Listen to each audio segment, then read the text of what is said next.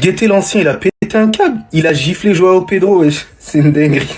T'as vu, c'est ça le problème. T'es pas fair play, garçon. T'es pas fair... Mais ça, c'est la race barcelonaise. Là, j'ai senti un Barcelonais en lui. Les gars, au nom de Dieu, Luis Enrique, sur tout ce qu'il a fait lors de cette saison-là, ça a été impeccable, incroyable, extraordinaire au sein du Paris Saint-Germain. Il a vraiment œuvré, travaillé sur absolument tout. Mais là, ouais, c'était pas nécessaire. Il gâche absolument tout, les gars. Et oui, c'est pas classe, c'est dégueulasse, c'est moche, c'est hideux. Et ça, faut le mettre en lumière. Et surtout que moi, je suis un grand défendeur contre la violence. C'est une réalité, les gars. Je dis pas ça parce que c'est un ex-barcelonais, mais moi, je suis un grand défenseur de ça. Lui, voilà, c'est un vicieux, les gars. Je le sais que c'est un vicieux. Donc, les gars, j'espère qu'il va se faire juger et j'espère qu'il va prendre cher au niveau des matchs.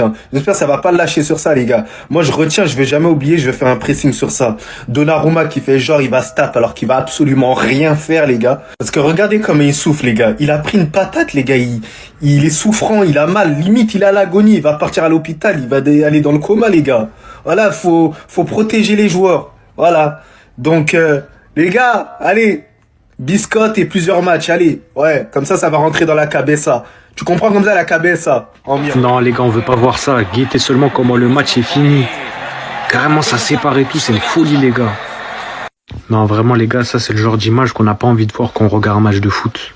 À la base, les gars, le foot, c'est du divertissement. On est là pour kiffer. Regardez seulement comment le match a fini entre Chelsea et le PSG. Carrément, guettez seulement les deux entraîneurs de Chelsea et du PSG, ils ont dû s'interposer entre les joueurs et Donnarumma, ça allait le goumer devant tout le monde. Sans parler de Luis Enrique qui s'est emballé, les gars, il s'est embrouillé avec Joao Pedro, les gars, il a failli le taper devant tout le monde. Heureusement qu'il y a des humains qui le retenaient, les gars, je sais pas ce qu'il lui aurait fait.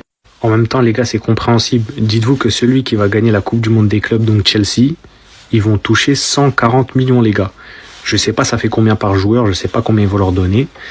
Mais pour 140 millions à la fin du match, les gars, ça peut faire bien pire que se battre. Je sais même pas ce qui s'est passé dans le couloir ou même dans les vestiaires, les gars. Mais la finale a dû être compliquée pour le PSG, les gars. La désillusion a dû être énorme. Mais Luis, non, pas toi, Luis, non, pas toi. Mais qu'est-ce que t'as fait? Mais qu'est-ce que t'as fait? Voilà une image qui vient de gâcher la fin du match. Je regardais les images tranquillement, j'ai cru que c'était Donnarumma qui voulait encore se péter à la fin du match et tout parce qu'il a pas digéré. Et je regarde bien, en fait, c'est pas lui, c'est Luis Enrique. Qu'en fait, il y a pas que les joueurs qui ont pété un câble, même le coach il s'y met aussi, wesh. Après, je sais pas ce que lui a dit Joao Pedro, on connaît Luis Enrique, les gars, il a jamais réagi comme ça. Jamais on a vu Luis Enrique manquer autant de sang-froid. Je pense que Joao Pedro a dû lui dire un truc pas gentil, il a dû l'insulter, peut-être un truc qui a vraiment touché Luis Enrique parce que la réaction, je la comprends pas du tout. On est tous d'accord que le geste de Luis Enrique, c'est absolument dégueulasse. En tant que coach, tu dois donner l'exemple, tu ne dois pas porter la main sur les joueurs. Moi, je peux comprendre, vous avez perdu, vous vous attendiez pas à perdre ce match, mais quand même, Luis, quand même. João Neves qui pète un câble sur le terrain, il tire les cheveux à Cucurella, mais on est où là? Derrière, t'as Mendes qui fait un gros tacle, les deux pieds devant, qui aurait pu mériter un carton rouge aussi. Mais vous avez pété les plombs, les Parisiens, en fait. Vous avez pété un câble. Vous avez trop cru, le match, il était acquis. Le football, faut le jouer sur le terrain. C'est pas dans les médias, c'est pas avant, c'est pas dans les têtes, c'est sur le terrain. Regardez Luis Enrique. Il a pété un peu. Oh là là là là là là. C'est pas Donnarumma, c'est Luis Enrique. Franchement, je m'attendais à tout sauf à ça. Luis Enrique qui va étrangler Joao Pedro et Joao Pedro qui tombe à terre. Eh les gars, je sais pas combien de matchs il va prendre de suspension, mais franchement, c'est inacceptable. On était tous d'accord pour dire que Luis Enrique a été le meilleur entraîneur, absolument rien à dire. Mais ce geste-là, il a perdu son sang-froid, il a donné le mauvais exemple. Peu importe ce qui s'est passé chez Chelsea, ils étaient beaucoup en train de célébrer un peu devant les joueurs de Chelsea, du Paris Saint-Germain. Mais c'est inacceptable pour toi en tant qu'entraîneur. Encore si c'était un joueur, si c'était Donnarumma, on aurait compris, c'est des frictions entre joueurs. Mais tu dois donner l'exemple, Luis Enrique, peu importe. T'as perdu ton sang-froid. Et en plus de ça, pour rien. Parce que en plus, il n'y a pas eu de gros scandales. Oui, le carton rouge sur João Neves, c'est un peu discutable. Mais au final, Chelsea a été plus fort que le Paris Saint-Germain aujourd'hui. Oui, il y a eu la fatigue. Oui, je pense que les nerfs étaient tendus. Oui, on peut expliquer ce geste. Luis Enrique, on le connaît. Il a rarement l'habitude de perdre son sang-froid. Mais là, en vrai de vrai, il n'y avait aucune utilité d'aller faire ça. Sachant qu'en plus, la Coupe du Monde des clubs, oui, elle compte. C'était important pour le Paris Saint-Germain. Mais vous avez fait beaucoup plus d'accomplissements que cette compétition. Pour moi, il aurait dû garder son sang. J'aurais pensé voir ça de ma vie. Luis Enrique, il est trop fou en fait. Jusqu'à carrément Kimpembe qui le tient. Non, la scène, c'est une dinguerie en fait. Luis Enrique, qui je crois à ce moment précis défendait ses joueurs, est littéralement venu claquer Joao Pedro devant tout le monde. Sachant que juste avant, il l'a aussi poussé. Et là, une claque, pas deux. Joao Pedro qui tombe par terre. On a tout vu avec lui. L'air du Barça. Mais fallait qu'il reste un petit peu à Paris pour qu'il devienne un mec incontrôlable en fait. Un mec de Paris. Aujourd'hui, Chelsea a mis la gifle au Paris Saint-Germain. C'est un fait réel avec le 3-0. Mais Luis Enrique, on peut dire aussi qu'il a mis la gifle à Joao Pedro. Ils avaient tous la haine aujourd'hui. Quand vous voyez aussi de l'autre côté le visage de Nasser durant le match, quand il a vu que son PSG prenait 3-0, c'était la descente totale de tout ce qu'ils ont vu cette saison. Mais on peut pas en vouloir aux Parisiens qui étaient littéralement cuits, qui étaient littéralement arrivés au bout de leur saison. Pour Luis Enrique, c'est clairement une accumulation. Le fait que Joao Pedro il fasse ça, en plus de ça il est vénère du résultat. Je sais pas encore franchement la suspension qu'il va manger, mais c'est évident les gars qu'il va prendre quelque chose. Maintenant à voir. Parce que je vous rappelle que c'est totalement des choses différentes. Là on parle de la Coupe du Monde des clubs, et là ça va être le retour. Et dans celle-là, Enrique, encore vous m'auriez dit, c'est Presnel Kimpembe. Je t'aurais dit Bellec. Bon, c'est pas son style, mais tu m'aurais dit aussi Bradley Barcola, je t'aurais dit Bellec. Luis Enrique, tu m'aurais même dit, vas-y, Ousmane Dembélé, voilà, sous le coup de la colère. Bellec. Mais le coach, en fait, le coach qui met des steaks, hein, en mode tirage de langue un peu, hein, quand t'es énervé. Grosse baffe à Joao Pedro, non, c'est pas pro. Tu peux perdre. Mais tu dois perdre dignement. Même si t'es provoqué. Tu dois perdre dignement. Coach, pas toi, quand même. Je sais que t'es un mec bien. Mais c'est quoi ça? Qu'est-ce que tu caches sous ton sourire? Lucho, il a pété un câble. Il veut se la mêler avec Roi Pedro. Qu'est-ce qu'il a fait, wesh? Est-ce que vous êtes en train de me dire, les gars, que c'est Kimpembe qui est en train de retenir Lucho, les gars, de pas aller mêler Roi Pedro, Joao Pedro pour certains, mais wesh, c'est quoi ça? Tout le monde est en train de critiquer les gars, Enrique comme quoi il est pas fair play ou quoi et que vas-y c'est un rageux. Mais vous avez craqué ou quoi? Ah, j'ai pas suivi la fin les gars, expliquez-moi mais comment c'est possible d'en arriver là? Genre là t'es en train de me dire les gars, l'ancien, il a ressorti son côté 9-3. L'ancien les gars, il vient de nous faire une Thierry Henry Prime lors des JO. Non mais là je suis choc-barre. Qu'est-ce qui serait passé les gars si on n'aurait pas retenu Enrique? Ils sont...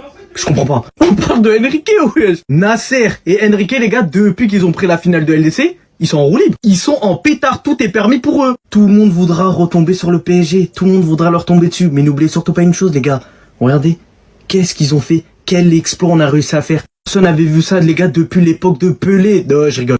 Entre Nuno Mendes, les gars, qui est en train de se faire tailler. En fait, tout le monde veut faire un pressing autour du PSG, les gars, mais n'oubliez pas une chose. On a presque tout gagné. On a laissé aux petits croquets un trophée, les gars, qu'ils auraient potentiellement jamais eu de leur vie. Aussi simple que bonjour.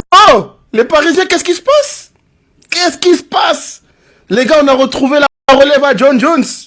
Monsieur Luis Enrique qui va s'inscrire au MMA. Tu veux pas gifler mon Joao Pedro comme ça? Non, vous acceptez pas? Non, la frustration de perdre une finale de Coupe du Monde des clubs, ça prend autant de proportions. Cette défaite du Paris Saint-Germain, elle lui a fait mal dans son ego, ça se voit directement. Chelsea a fait un grand coup aujourd'hui. Ils ont réussi à mettre Luis Enrique en colère. Quelqu'un qui est de nature très calme de base. Il sait répondre avec, voilà, modestie, face aux médias, quand il est en conférence de presse, mais aujourd'hui, il a perdu son sang-froid. Parce que justement, Chelsea, aujourd'hui, ils ont éteint le Paris Saint-Germain. Ils n'ont pas pu proposer le football qu'ils ont proposé tout au sein de la saison. Et ça, je reconnais ce sentiment, c'est de la frustration. La frustration des joueurs, la frustration du coach. Malheureusement, il peut prendre une grave sanction pour ça.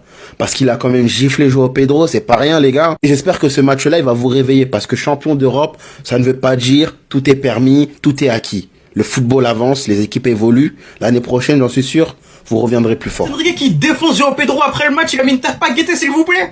Ah les frères, mais c'est quoi, pitié? C'est quoi cette journée? Carrément, je joue la carte de la folie. J'ai le sourire jusqu'à l'heure. On vient de prendre 3-0 les frères en finale de Coupe du Monde des clubs. Enrique fidèle lui-même qui défend ses joueurs jusqu'au bout. Joao Pedro qui vient pour insulter ou se moquer de Donnarumma. Enrique il l'a défoncé. Enrique il l'a défoncé froidement. Le tonton Luis Enrique 50-60 balais. Je crois qu'il a pas t'envoyer hein. Joao Pedro, hein, jeune ou pas jeune, patate dans la bouche. Patate dans la bouche, gorgette. Enrique, c'est le papa de cette équipe. Enrique, il défend ses joueurs jusqu'au bout. Ça, c'est la bonne mentalité. On a chuté aujourd'hui. Mais dans 4 ans, on reviendra encore plus fort. Enrique sera toujours aux commandes, les frères. Et on la prendra cette Coupe du Monde des clubs. On la prendra, les frères. On a chuté aujourd'hui. Et ça devait arriver, malheureusement. Je pensais pas que ça arriverait aussitôt. Je pensais qu'on finirait la saison en beauté. Certains joueurs, vous savez, ils ont sombré. Mais ça arrive, c'est le football, c'est comme ça. Pourquoi pleurons-nous? Finalement, pourquoi pleurons-nous? On a fait la meilleure saison de l'histoire de notre club. La saison, elle est tout simplement parfaite. Ne pleurons pas, s'il vous plaît. Et merci Luis Enrique d'avoir recadré ce connard. Du monde du football après la défaite du PSG. Fiu, fiu. En Espagne, ça parlait énormément de la mauvaise prestation d'Ousmane Dembélé qui, je cite, va offrir à Lamine Yamal le meilleur cadeau d'anniversaire de tous les temps d'après un journaliste espagnol. D'autres ont cité Lamine Yamal est le seul favori pour remporter le Ballon d'Or. Ousmane Dembélé ne doit même pas toucher ce trophée après ses prestations médiocres. Il qualifie la fin de saison d'Ousmane Dembélé comme désastreuse. Personnellement, mon avis, c'est le même que Marquinhos. On n'a pas réussi, mais ça n'enlève rien à cette saison de fou. Et c'est valable pour le Paris Saint-Germain et pour Ousmane Dembélé. Luis Enrique, lui, a giflé Joao Pedro à la fin du match. Il s'est exprimé en disant à ses assistants « Je suis stupide, il me pousse, je le touche ensuite et il se jette ». Nasser El Khelaifi, lui, on lui demande est-ce que c'est de la frustration ou de la fierté. Il a répondu on est très fiers, ce qu'on a fait cette saison c'est magnifique. C'est vrai qu'on a perdu ce match, c'était une finale mais c'est le foot, je suis fier de mon équipe. Cette défaite c'est bien pour nous, il faut rester humble.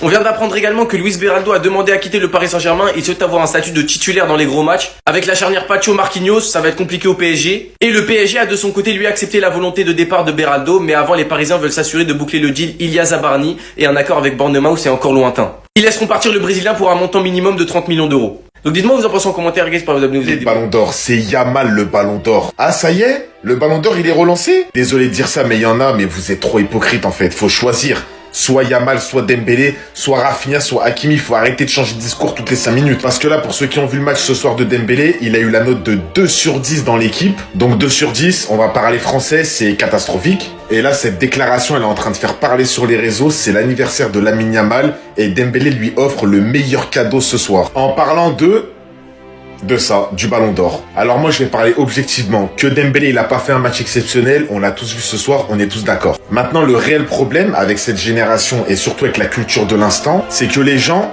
comme ça, ils changent d'avis. Un coup A, un coup B, un coup C, un coup D, un coup E. Moi j'ai pas de problème avec ceux qui donnent le Ballon d'Or à Yamal depuis le début, ceux qui restent sur leur discours, ou ceux par exemple qui le donnent à Hakimi, ou ceux qui le donnent à Rafinha, ou ceux qui même le donnent à Dembélé. Mais ceux qui, le mardi, le donnent à Yamal, le mercredi à Dembélé, le jeudi à Hakimi, non, faut arrêter les gars. Là on est quand même au mois de juillet, le Ballon d'Or c'est dans même pas 2 mois. À un moment donné, faudrait peut-être savoir vous donner à qui le Ballon d'Or. Maintenant il y a un truc, il y a énormément de personnes, vous dites que le Ballon d'Or il est déjà acté à 100%, Dembélé va l'avoir, je suis pas de cet avis-là. Moi, je pense que Yamal, il peut encore gratter des points. Bon, les autres, Rafinha, Hakimi, tout ça, je pense vraiment qu'ils vont pas l'avoir. Le seul, je pense, qui peut enlever le Ballon d'Or à Dembélé, c'est Yamal. Parce qu'on sait, hein, quand il est sur le terrain, il prend tellement de place, tellement de lumière que c'est un truc de fou. Et avec le début du championnat, le début des matchs, tout ça, il peut encore prendre beaucoup de lumière. Faites attention. Sa finale ratée, c'est le Ballon d'Or, que vous le vouliez ou non. Les Barcelonais, vous allez pas rentrer dans nos têtes, les gars. J'appelle tous les Français, j'appelle tous les humains normalement constitués. Parce que je sais qu'il y a même des Barcelonais normalement constitués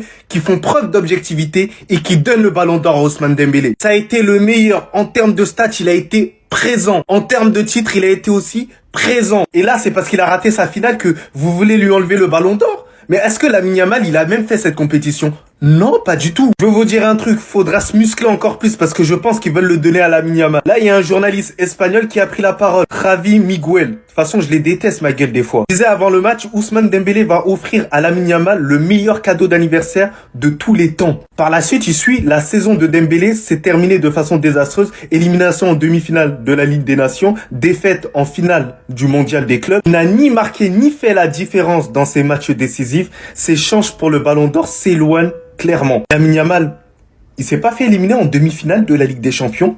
Pourquoi il évoque pas ça? Est-ce que Lamine Yamal, il a remporté la Ligue des Nations? Je sais pas, je m'en souviens plus, les gars. Je pense que c'est le Portugal. Je pense que Cristiano Ronaldo l'a fessé. Tout ça pour vous dire que les gars, ils sont de mauvaise foi. La tête d'homme, nous, on sera de bonne foi. Et on élira le Ballon d'Or France Football pour Ousmane Dembélé. Vous allez voir, on va pas lâcher la famille. Propagande sur Ousmane Dembélé. Même s'il faut rabâcher, la tête d'homme, il sera Ballon d'Or, les gars. On veut voir un Ballon d'Or du peuple. Et le peuple, c'est Ousmane Dembélé, pas Lamine Yamal. Ike fouille de quoi? Allez, va là-bas.